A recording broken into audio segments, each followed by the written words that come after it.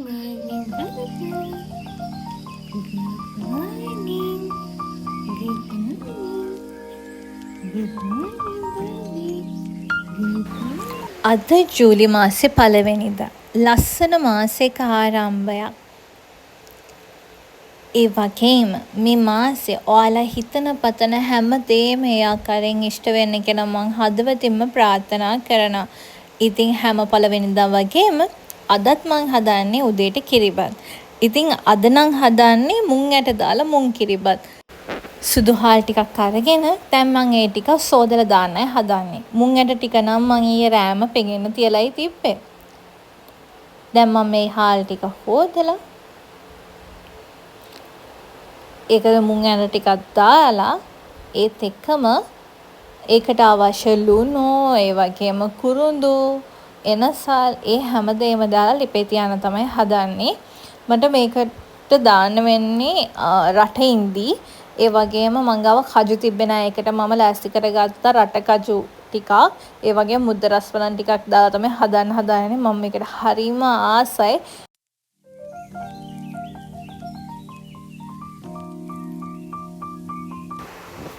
මං අද මුං ඇට කිරිබත් එක හදන්නේ රයිස් කුකර් එකේ. ඉතින් හාල් ටික හොදගත්තේ මම රයිස් කුකර් භාජනයේම තියලා තමයි.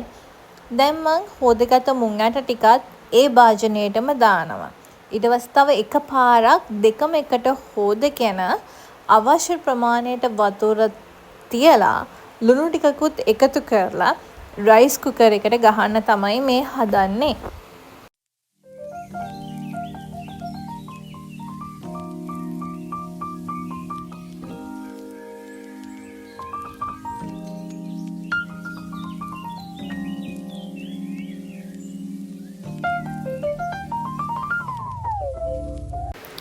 අවශ්‍ය ප්‍රමාණයට ලුණුත් එකතු කරලා මම දැන් රයිස් කුකර් එකට ගහන්නයි හදන්නේ. මට ඇත්තටම අමතක වුණා කුරුඳු ඒ වගේම එනසල් දාලා තමයි මම මේක ලිපේ තිබි ලුණුත් එක්කම මට ඒකේ ක්ලිප් එක ගන්න අමතක වුණා. ඉතින් මේ වෙලාවේ මම ප්‍රාර්ථනා කරනවා ලෝකයේ ඉන්න කිසිම කෙනෙක්ට බඩගින්නක් දැනෙන්න එපා.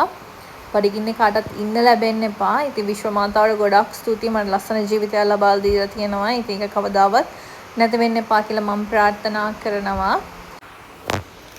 ඉතුරු වැඩ ටික පටන් ගන්න කලින් මං උඩ තට්ටුවට ගිහින් පිරිත් දැම්මා. ඊට පස්සේ මං ආයි හස්බන්ඩ්ට වැඩට ගෙනියන්න දවල් කෑම එක හදන්න තමයි මේ ලෑස්ති වෙන්නේ. ඉතින් මම මේ හාල් ටික හොදලා රයිස් කුකර් එකේ තියන් තමයි හදන්නේ. ඉතින් මම හිතුවා අද නිකන් බුරියානි සුවඳ එන විදිහේ යෙලෝ රයිස් එකක් හදන්න ඕනි කියලා. ඉතින් ඒකට තමයි මම මේ ලෑස්ති වෙන්නේ. වෙනදට නම් මං රෑටම ඔක්කොම ලෑස්ති කරලා තියෙනවා මොනවද හදන්නේ හදන ඒවට අවශ්‍ය හැම දෙයක්ම වගේම. ඒ වගේම මම ප්ලෑන් කරගත්තා උදේට මුං කිරිබත් තමයි හදන්නේ කියලා. ඒ වගේම චිකන් එකක් කොහොම හරි හදනවා කියලා චිකන් ටිකත් මැරිනේට් කරලම තිබ්බා. ඊට අමතරව මට කිසිම දෙයක් අද උදේ වෙනුවෙන් ලෑස්ති කරගන්න බැරි වුණා. හේතුව මගේ අලුත් පොත් දෙකක් එනවා. ඉතින් මං ඒකට මේ දවස්වල මහන්සි වෙනවා. ඉතින් පාන්දර 3යි 4යි නිදා ගන්නකොට ඉතින් ආයි උදේට නැගිටින්න ඕනේ. හස්බන්ඩ්ගේ වැඩ ටික කරලා හස්බන්ඩ් වැඩට යවන්න. ඉතින් එයාත් ගොඩක් මහන්සි වෙනවා. මොකද මං ඇහැරලා ඉන්නවා කියන්නේ එයාත් මං වෙනුවෙන්ම හැරිලා ඉන්නවා පාන්දර වෙනකන්. අපේ ගෙදර ඉන්නේ චූටි ඩබලක් ඒ ඩබලත් ඉතින් ඇහැරිලා ඉන්නවා මම නිදා ගන්නකම්. ඉතින් හස්බන්ඩ් එළියෙන් කන්න කැමති නෑ. ඒ හින්දා ඉතින් එකක් එක්ක හරි යට යවන්න ඕනි කියලා තමයි මම මේ උයන්න හදන්නේ. ඉතින් මම චිකන් ටික එයා ෆ්‍රයි එකට දානවා. ඊට අමතරව මට හිතුණා මේ බත් එක කහ බත් එක පොඩි ටෙම්පරාදුවක් කරන්න ඕනි කියලා. ඉතින් ඒකට අවශ්‍ය හැමදේම දැන් මම මේ කපලා කොටලා දාන්න තමයි මේ යන්නේ.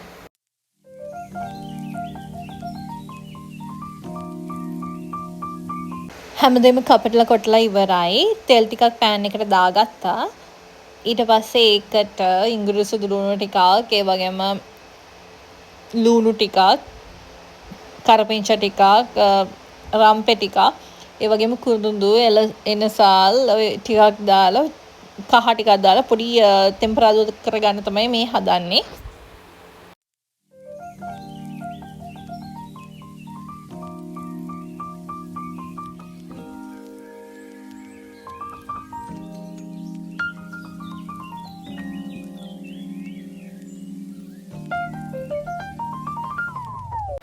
ඊට පස්සේ ටෙම්පරාදෝ මම බත් එකට දාගන්නවා.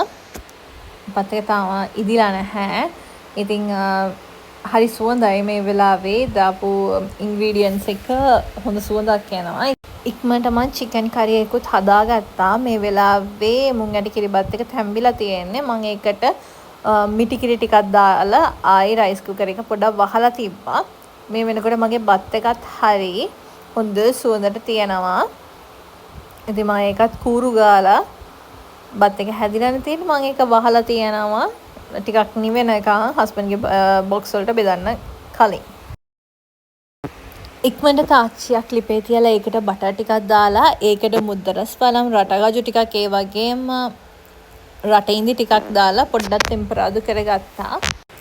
බටර් දාලා ටෙම්පරාදු කරගත්ත ටික මම මේ කිරිබත් එකට එකතු කර ගන්නවා. ඊට පස්සේ මම ඒකටම කිතුල් පැණි ටිකකුත් එකතු කර ගන්නවා රස අනුව. එතකොට මේ හොඳ රසයක් තියෙනවා. මොකද රටින්දිත් දාලා මුද්දරස් බලම් රටකජු ඒ වගේම කිතුල් පැණිත් දැම්මම මේක හොඳ රසට තියෙනවා. මුං ඇට කිරිබත් එක හැදුනයින් පස්සේ මම මුලින්ම කරන්නේ අප මහා බුදුරජාණන් වහන්සේගේ කොටස බෙදා වෙන් කරගන්න එක.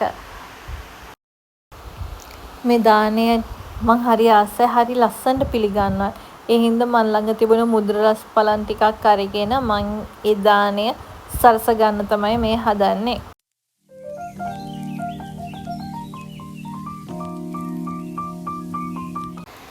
බුදුන්ට පූජා කරන මේ දාණය උඩින් මං කිතුල් පැණි ටිකකුත් එකතු කරගත්තා. හස්බන්ඩ්ටත් මුං ඇට කිරිබත් ටිකක් හදලා ඒක උඩින් පැණි ටිකකුත් දාලා එයාගේ ලන්ච් බොක්ස් එකත් මම ලෑස්ති කරගත්තා. හස්බන්ඩ් පැයට යවුවයින් පස්සේ ඊළඟ රාජකාරිය තමයි මගේ ළමයි දෙන්නට කෑම හදන එක. ඉතින් මම බටර් ටිකක් දාලා ඒකට චිකන් ටිකක් බැදින්න ඇරලා බත් ටිකකුත් එකතු කරා. කුස්සිය අස්පස් කරලා හැමදේම ඉවරනයින් පස්සේ මමත් වොෂ් එකක් දාගෙන ඇවිල්ලා බුදුරජාණන් වහන්සේට මගේ අතින්ම හදපු කිරිබත් එක පූජා කරා. ඊට පස්සේ මම පහන් පත්තු කරලා හඳුන්කුරු පත්තු කරලා මාත් බුදුරජාණන් වහන්සේට වැන්දා.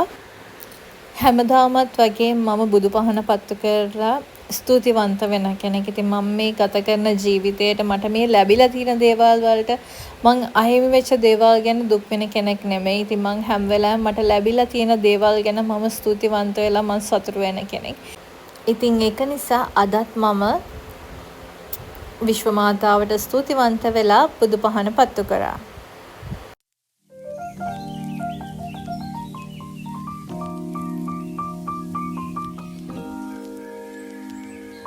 මේ වෙනකොට ළමයි දෙන්නට හදපු බත් එක නිවිලයි තිබුණේ. ඉතින් ඒ දෙන්නටත් කන්න දීලා මමත් දැන් කන්න තමයි හදන්නේ.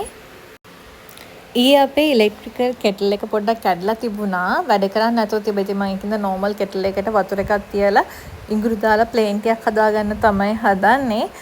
මම නෝමලි නම් එහෙම ප්ලේන් ටී එහෙම බොන කෙනෙක් නෙමෙයි. මම පිටිතේ වලට පෙරේත කෙනෙක්. අද එහෙම හිතුණා මොකද පැන් රහ වැඩි තියෙන කිරිබත් එක. ඉතින් කිරිබත් එක කන්න ප්ලේන් ටිකක් තිබුණොත් හොඳයි කියලා හිතලා දැන් මම මේ ප්ලේන් ටිකක් හදලා කිරිබත් එක කන්න තමයි හදන්නේ. මට කෑම හරි තේ හරි හදාගන්නේ ගෙදර ඔක්කොම වැඩ ටික ඉවර වුණායින් පස්සේ. මොකද මං හරි ආසයි කන දෙයක් වුණත් ඒ වගේම බොන දෙයක් වුණත් ඒක නිදහසේ ඉඳගෙන විඳගෙන කන්න ඒ වගේම බොන්න.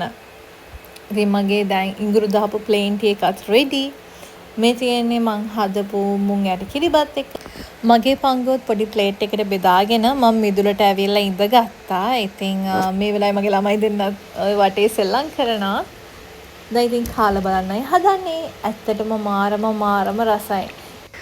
ඉතින් ඔන්න ඔහොම තමයි ජූලි මාසේ පළවෙනිදා උදේ වරුව ගෙවුනේ. ඉතින් මගේ vlog එක බලපු ඔයාලා හැමෝටම ගොඩාක් ස්තුතියි. තවත් ලස්සන vlog එකකින් මම ඔයාලව හම්බෙන්න එනකන් ඔයාලට ලස්සන මාසයක් වෙන්න කියලා ප්‍රාර්ථනා කරනවා.